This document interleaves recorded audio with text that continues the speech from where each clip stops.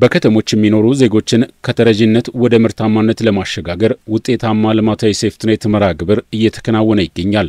በአገር አቀፍ ደረጃ የከተሞች ልማታዊ ሴፍትኔት የስራ ፕሮጀክት የተጠቃሚዎች ሽግግርና የማስጀመሪያ መርሃ ግብር በጅማ ከተማ ተካሂዷል። በልማታዊ ሴፍትኔት መርሃ ግብሩ የተካተቱ የከተማው ነዋሪዎችም እድሉን በማግኘታቸው ደስተኛ መሆናቸውን ገልጸዋል። የቁጠባ ባህላቸውን በማሳደግ ኑሯቸውን ለማሻሻል ቁርጠኛ መሆናቸውን ተናግረዋል።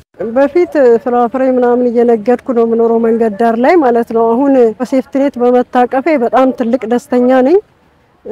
ለወደፊቱም ደግሞ የተለያየ ቁጠባም ቆጥቤ ኑሮዬን ለውጬ ለመኖር አቅጃለሁ ማለት ነው። ይሄ ሴፍትኔት ፕሮግራም የብዙዎችን በተለይ አቅመ ደካማ ኢኮኖሚካሊ አቅመ ደካማ የሆኑትን ጭምር ህይወት እየለወጠ ያለ መሆኑን አውቃለሁ።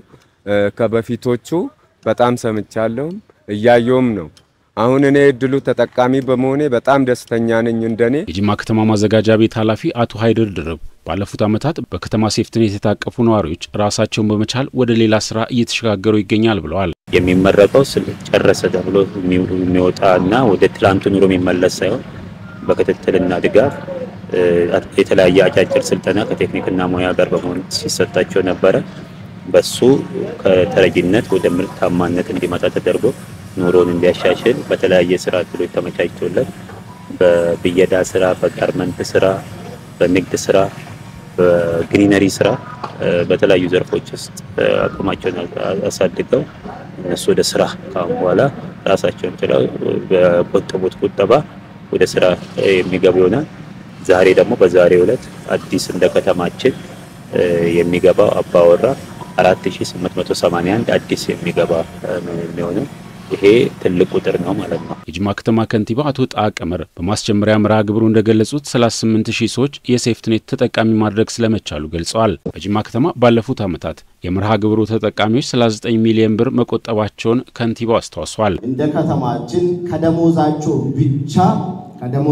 ብቻ 29.5 ሚሊዮን የቆጠቡ ሲሆን እንዲሁም ተጨማሪ ስራዎችን በመስራት 10.8 ሚሊዮን በአጠቃላይ ወደ 39 ሚሊዮን የቆጠቡና ከችግር ለመውጣት ይሄ ኃይል ሌት ተቀን እየሰራ ስለሆነ ትልቅ ተስፋ የሚሰጥና ከተረጂነት ለመውጣት ከፍተኛ ሚና ያደረጉ ስለሆነ የሀገራችንን ብልጽግና ለማሸጋገር ከኛ ጋር እየሰሩ ስለሆነ ትልቅ ምስጋና አላቸው። ፕሮጀክቱን ያስጀመሩት የከተማና መሰረተ ልማት ሚኒስቴር ወይዘሮ ጫልቱ ሳኒ መንግስት ተግባራዊ ያደረገው የማክሮ ኢኮኖሚ ማሻሻያ መሰረት በማድረግ በገጠርና ከተማ ልማታዊ ሴፍትኔት ስራዎች ዜጎችን ለመደጎምና በዘላቂነት ኑሯቸውን ለማሻሻል ለቀጣይ 3 ዓመታት በየዓመቱ 60 ቢሊዮን ብር መመደቡንም አመላክተዋል። በዚህ መሰረት በዝቅተኛ ኑሮ ደረጃ ላይ የሚገኙ ዜጎችን ለመደገፍና ወደ ዘላቂ ህይወት ለማሸጋገር እንዲቻል ተጨማሪ 699112 ዜጎች ወደ ፕሮጀክቱ እንዲቀላቀሉ መደረጉን ነው ጫልቱ ሳኒ ያመላከቱት። ሁሉም ክልሎችና ነባር በ83 የፕሮጀክቱ ተጠቃሚ ከተሞች ውስጥ 143026 ቤተሰብ አባላት ወደ ዘላቂ ኑሮ ማሻሻያ የሚሸጋገሩበትንና 699112 ዜጎች በቀጥታ ድጋፍና በአካባቢ ልማት ተጠቃሚ ለማድረግ በሁሉም ክልሎችና ነባር ፕሮጀክት ተጠቃሚ ከተሞች አዲስ ተጠቃሚዎች የመመልመልና የመለየት ስራ የተጠናቀቀ ሲሆን የመደገፉ ስራ በይፋ መጀመሩን ለማብሰር ነው። በከተማና መሰረተ ልማት ሚኒስቴር ወይዘሮ ጫልቱ ሳኒ የተመራው ልዑክ በጅማ ከተማ ሴፍትኔት ተጠቃሚዎች በ3 ዓመቱ የተሰሩ የልማት ስራዎችን ጎብኝተዋል።